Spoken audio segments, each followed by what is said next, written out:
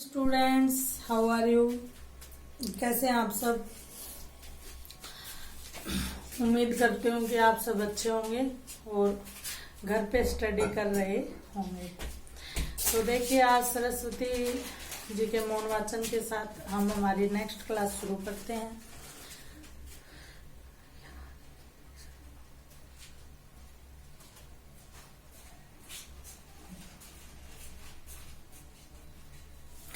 ओम जी हाँ। तो अच्छा, आपको ये भी क्वेश्चन उठ रहा होगा कि मैम मौन वाचन क्यों? तो इसका भी रीजन मैं आपको बताऊंगी, कभी इस पे बात करेंगे।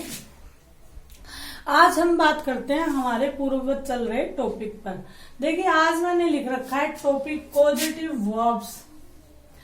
अब इस यात्रा पे चलने से पहले मैं आपको एक बार पीछे ले जाती हूँ। जैसा कि हमने बात की थी transitive verbs, intransitive verbs, finite verb, non finite verb, और फिर उसके बाद पॉजिटिव वर्ब मैंने आपको लास्ट पार्ट बताया था। तो लास्ट बट नॉट लिस्ट वाली बात है, हम अब वर्ब का लगभग सफर तय कर चुके हैं और अब हम वर्ब के बड़े महत्वपूर्ण पड़ाव पर हैं और लगभग हमने महत्वपूर्ण चीजों में से खुद को गुजार भी लिया है। तो आप विश्वास, समय और अपना कहते हैं ना कि एक स्टडीज जो माइंड है, जिजीविसा है, वो बनाए रखिए।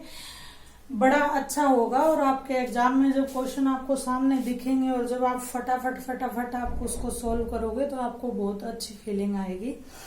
तो उसी उम्मीद के साथ आज हम बढ़ते हैं इस टॉपिक के साथ। तो मैंने थोड़ा सा रिटर्न वर्क पहले कर लिया कि हमारा थोड़ा टाइम सेव हो, और ये इसमें समझने वाली चीजें थोड़ी सी ज्यादा है क्योंकि यह एक थोड़ा सा ट्रिकी सा कंसेप्ट है और इसके लिए आपको टेंस आने बेहद आवश्यक है। और मुझे पूरा विश्वास है कि आपने अगर मेरे साथ साथ पढ़ा है तो आपको अब तक टेंस में महारत हासिल हो गई होगी। इवन आप बिना देखे न सही तो कम से कम नोट्स को, या आपने बनाया है, कुछ लिखा है, या फिर पहले वीडियो देख के उसको रिव्यू करके समझ सकते हैं।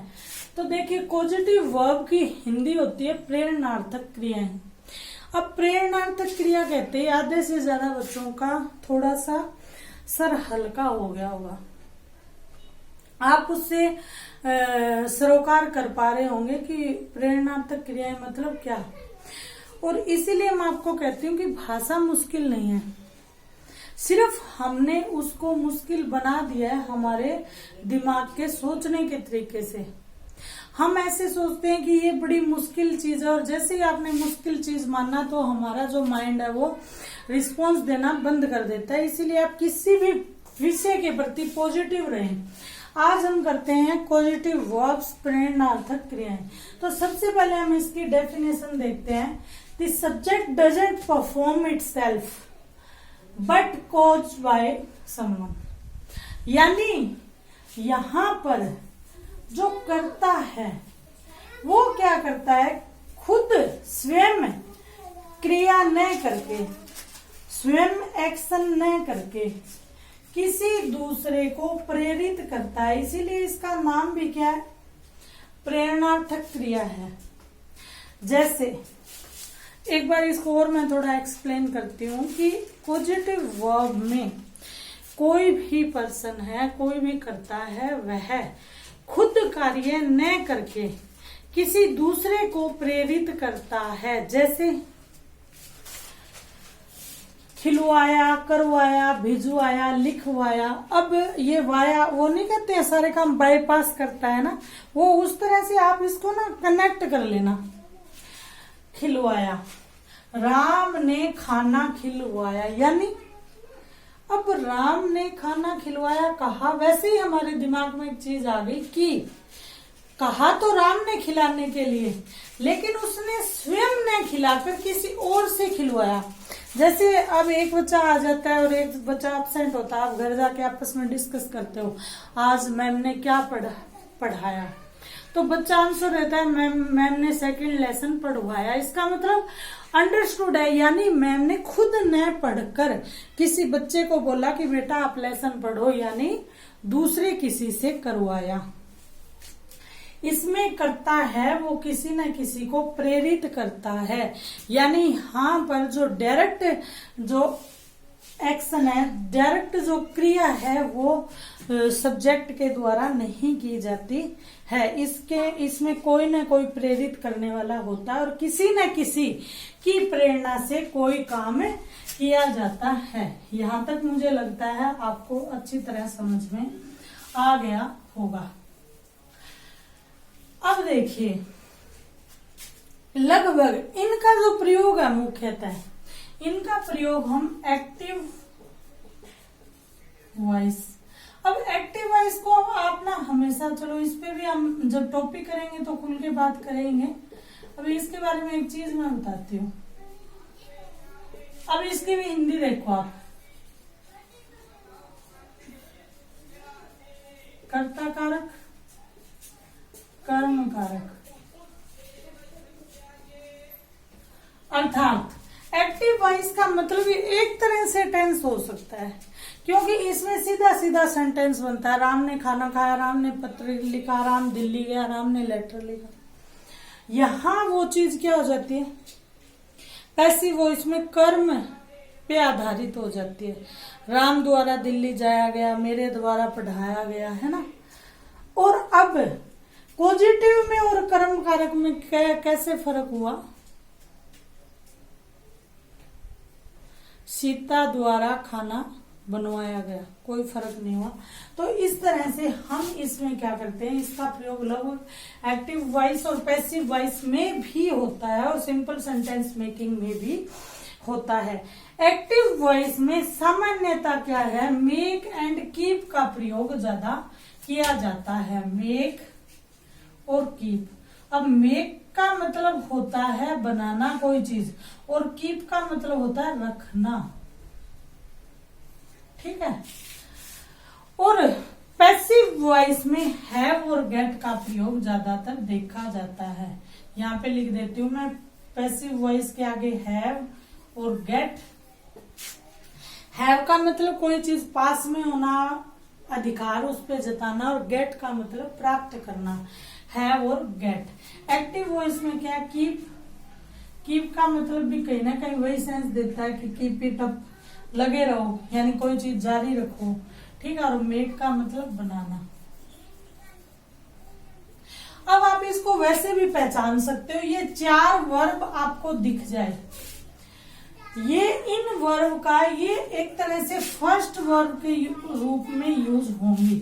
सेंटेंस में 2 वर्ब मिलेंगे आपको, और ये जो 4 मैंने वर्ब बताई है, मेक, कीप, हैव, गेट, ये क्या है आपको फर्स्ट वर्ब के यानी सेंटेंस के स्टार्टिंग में मिलेगी, और दूसरी जो भी कार्य है उसको प्रेरित करके करवाया जाएगा वो आपको सेकंड में मिलेगी। दूसरे मतलब वर्ब, वाक्य में 2 वर्ब होगी, तो पहली वर्ब ये होगी, इनको मेन फर्स्ट वर्ब बोलेंगे, और दूसरी वर्ब सेकंड मेन वर्ब होगी। वो आपको जैसे जैसे हम सेंटेंस करेंगे आपको क्लियर हो जाएगा। यहाँ तक आपको बात मुझे लगता है समझ में आ गई होगी।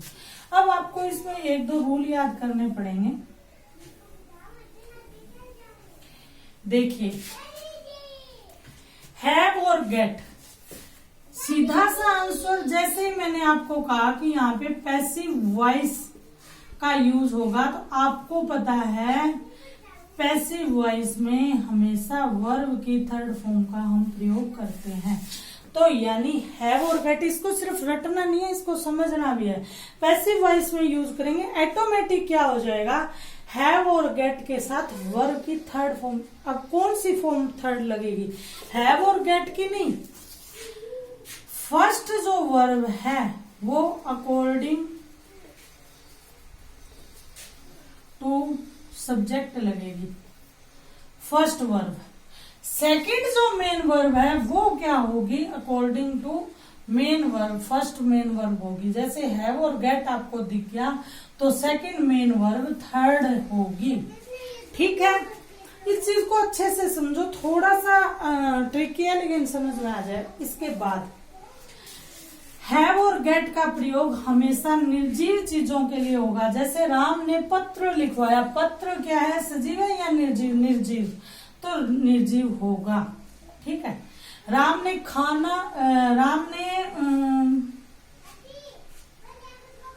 मुझसे लिखवाया। ठीक है। अब मैं क्या हूं?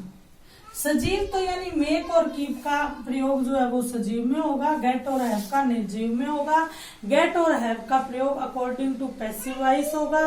Gate have first main verb होगी, इसके बाद जो वर्ब होगी वो हमेशा वर्ब की थर्ड फॉर्म में आएगी। और अगर मेक और कीप आता है तो हमेशा जो सेकंड मेन वर्ब है वो वर्ब की फर्स्ट फॉर्म को मांगेगी और ये एक्टिव वॉइस में यूज होंगी। ठीक है।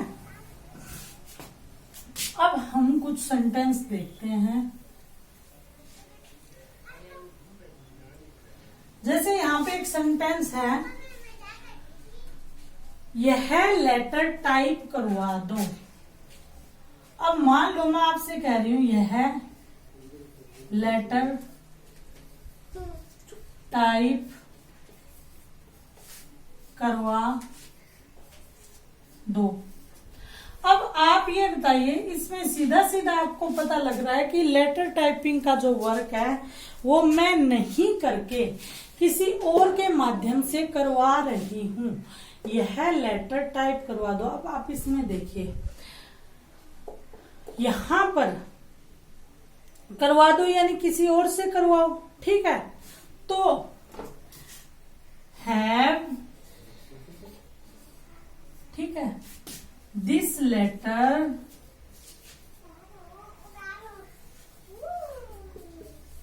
अब यहां पे हैव होता या फिर गेट गोट होता तो यहां पर वर्ब की थर्ड फॉर्म, ये सेकंड यानी टाइप करवाना है, टाइपिंग करना, ये तो दूसरी वर्ब है ना मेन, तो इसमें थर्ड फॉर्म लग जाएगी टाइप्ड। अब ये तो हो गया थोड़ा टिपिकल सा एग्जाम्पल। अब मैं आपको देती हूँ इजी एग्जाम्पल जिसके हिसाब से आप समझ जाएं। अब देखो एग्जाम्पल है, राम ने लेटर लिखवाया। अब एक बात बताओ, राम ने लेटर खुद लिखा या किसी दूसरे से लिखा है? पता चल रहा है ना कि किसी दूसरे को प्रेरित किया या कहा। ठीक है। अब राम ने लेटर लिखा तो लेटर देखो सजीव है या निर्जीव है? लेटर है निर्जीव, तो यहाँ पे क्या होगा, या तो गोट का प्रयोग होगा या फिर किसका होगा, हैव का होगा। हैव की सेंस नहीं बनती, गोट मतलब प्राप्त करना, यहाँ पे सेंस है लिखवाया नहीं लिखवाया, लिखवा कर ही लिया ना। ठीक है। तो ये मेन वर्ब होगी। अब क्या हो जाएगा, सब्जेक्ट राम, राम। अब यहाँ पे आपको क्या देखना है, गेट की तीनों फॉर्म यूज हो सकती है यहाँ पे। अब पता कैसे चलेगा कौन सी फॉर्म यूज होगी, तो आपको यह देखना है कि यह जो सेंटेंस है ये कौन से टेंस का है। राम ने लेटर लिखवाया, सीधा सीधा पास्ट इंडेफिनेट टेंस होता है और पास्ट इंडेफिनेट टेंस में वर्ब की सेकंड फॉर्म का प्रयोग होता है, ये हम सबको पता है। अब यहां पर क्या होगा, फिर देखना है मैं सब्जेक्ट, तो सेकंड फॉर्म में, पास्ट में तो मैं कहती थी आपको कोई चक्कर ही नहीं, हमें कुछ देखना ही नहीं है। ठीक है। सीधा सा वर्ब की second form gate goat, Ram goat the letter. अब लेटर की बात आ रही है, लेटर निर्जीव है तो गेट गोट। अब यहाँ पे क्या लिखवाया, लिखना सेकंड फॉर्म है ना। अब आपने क्या पढ़ा था, जहाँ पे गोट हो जहाँ पे है वो वहां पे वर्ब की कौन सी फॉर्म लगेगी, थर्ड, तो return. Ram goat the letter return, आपके समझ में आ गया। अब सेम यहाँ पे देखिए, राम लेटर लिखवाता है। अब लिखवाता है यानी प्रेजेंट की बात आ गई। प्रेजेंट इंडेफिनेट में क्या होगा, वर्ब की फर्स्ट फॉर्म का प्रयोग होगा, लेकिन राम एक वचन है तो राम के साथ क्या लग जाएगा, एस या एस। बस इतना आपको ध्यान रखना है। Ram gets the letter return, same. अब वर्ब की थर्ड फॉर्म भी रहेगी, क्यों, क्योंकि रूल है उसमें प्रेजेंट पास्ट फ्यूचर का कोई फर्क नहीं पड़ेगा। यहाँ पर सिर्फ जो फर्स्ट हमारी गोट, मेक, हैव, कीप, ये जो फॉर्म्स है ना, इसमें फर्क पड़ेगा कि हमारा टेंस कौन सा है। सेकंड मेन वर्ब है वो फिक्स है, अगर गोट और हैव की बात आ रही है तो यहाँ वर्ब की थर्ड फॉर्म लगेगी, और मेक की बात आ रही है तो यहाँ पर क्या होगा, फर्स्ट फॉर्म लगेगी। एक और उदाहरण देख लो, तुम ये करवा दो, या आप ऐसे कर लो कि तुम ये लेटर टाइप करवा दो, ठीक है, तुम ये लेटर या तुम ये टाइप करवा दो, ठीक है। तो ये क्या होता है, तुम यानी यू क्या है, बहुवचन हो गया, करवा दो आज्ञा दी, इंपेरेटिव सेंटेंस हो गया, ये भी हम करेंगे। इंपेरेटिव सेंटेंस में रूल होता है कि हमेशा वर्ब की फर्स्ट फॉर्म लगेगी, तो यू गेट, ठीक है, यहाँ पे वर्ब की फर्स्ट फॉर्म लगेगी। इंपेरेटिव आज्ञार्थक, आज्ञा देने वाले सेंटेंस होते हैं, तुम ये करवा दो, यू गेट इट, ये मतलब इट यानी इस काम को, करवाना मतलब डू मतलब करना, और अब गेट है तो वर्ब सेकंड वर्ब में क्या होगा, वर्ब की थर्ड फॉर्म लगेगी, तो क्या हो जाएगा, done, you get it done. मुझे लगता है आपको समझ में आ गया होगा। थोड़ा सा आपको इसमें क्या है, दिमाग और थोड़ी सी आपको इसमें कंसंट्रेशन ज्यादा करनी पड़ेगी, ठीक है। अब हम देखते हैं मेक के प्रयोग और सेंटेंसेस। अब मेक का प्रयोग कैसे होगा, मैंने आपको बताया यहाँ पे सजीव चीज होनी चाहिए, और इसका प्रयोग तो अकॉर्डिंग टू सब्जेक्ट होएगा। इसके बाद जो सेकंड मेन वर्ब है वो क्या होगी, फर्स्ट फॉर्म होगी, ठीक है। देखते हैं सेंटेंस कैसे होगा। जैसे उसने मुझे मैंने उसे हंसाया, तो आई मैंने, चलो हिंदी भी लिख देती हूँ, मैंने उसको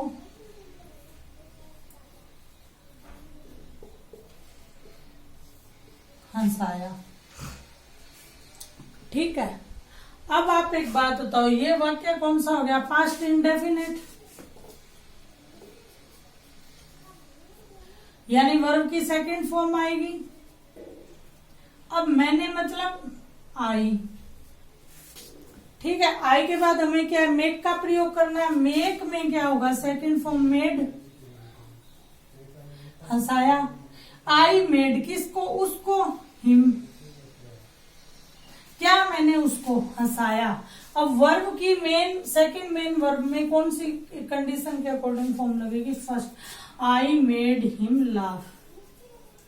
अब यहाँ पे हम चक्कर में आ जाते हैं, जैसे ये सेकंड है ना, तो बाकी इसको देख के हम क्या करते हैं, उस रूल में चले जाते हैं, या तो आफ्टर बिफोर वाला याद रहता है, एड प्लस वर्ब की फर्स्ट थर्ड फॉर्म ठोकते हैं, या फिर सेकंड ही लगाते हैं। वर्ब की फर्स्ट का तो मतलब ही नहीं है, क्योंकि हम क्या सोचते हैं, सेकंड और फर्स्ट तो अलग अलग टेंसेज है। नहीं, आप इन को बड़े गौर से इस क्लास को देखना, आपको ये बहुत ज्यादा बेनिफिशियल लगेगी।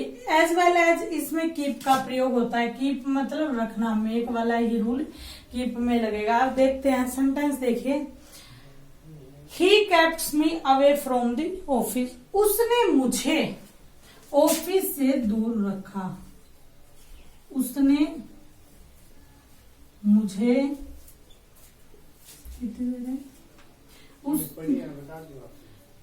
उसने मुझे ऑफिस से दूर रखा। अब देखिए किसने, यानी किसी और ने रखा ना, उसने खुद ने तो खुद को दूर नहीं रखा। अब रखना मैंने आपको बताया ना, कीप, कीप मतलब रखना। अब क्या होगा, ही, उसने ही। अब वह मुझे ऑफिस से दूर रखता है, प्रेजेंट का बनाते हैं। ही के साथ जो कीप है उसमें हमें एस या ईएस का प्रयोग करना पड़ेगा। तो हम कैसे लगाएंगे, ही। अब प्रेजेंट टेंस है तो वर्ब की कौन सी फॉर्म लगेगी, कीप में फर्स्ट, ही कीप आएगा या कीप्स आएगा, एक वचन है तो ही कीप्स। किसको, मुझे, ही कीप्स मी, क्या क्या किया उसने मुझे, ही कीप्स मी अवे यानी दूर रखा, किससे दूर रखा, अवे फ्रॉम ऑफिस, ठीक है, he keeps me away from the office. अब दूर रखना भी एक क्रिया है, तो इसमें क्या होगा, वर्ब की कौन सी फॉर्म आएगी, हमेशा फर्स्ट फॉर्म आएगी, अवे।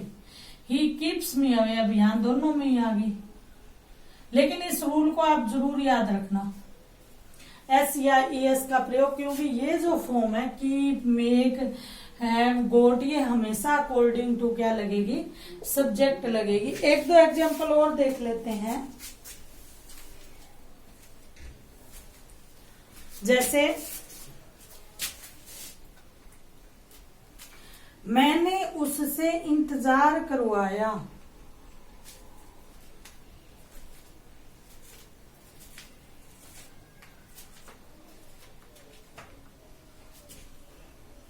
चलो एक बार एक मेक के भी एक दो और देख लेते हैं। अब अगर यह बनाना हो ना आपको, ये तो हमने बनाया था पास्ट इंडेफिनिट, प्रेजेंट का देखते हैं, वह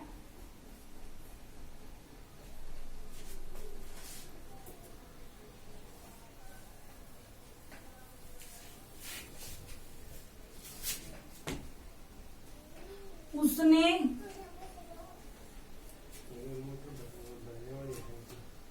वही वह मुझसे लिखवाता है,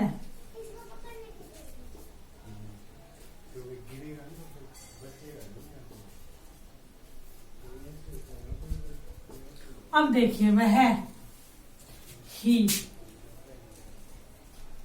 अब मेक, लेकिन वह क्या है, एक वचन, वर्ब की कौन सी फॉर्म आएगी, लिखवाता है, प्रेजेंट फर्स्ट, ही मेक, अब मेक आएगा या मेक्स, यानी ऐसा लग गया, ही मेक्स मी, अब क्या करवाता है, लिखवाता है, वर्ब की कौन सी आएगी, first form, he makes me right, वह मुझसे लिखवाता है, ठीक है।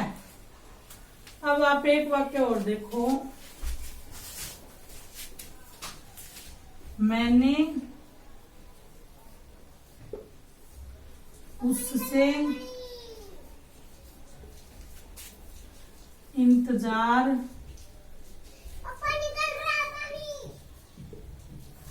करवाया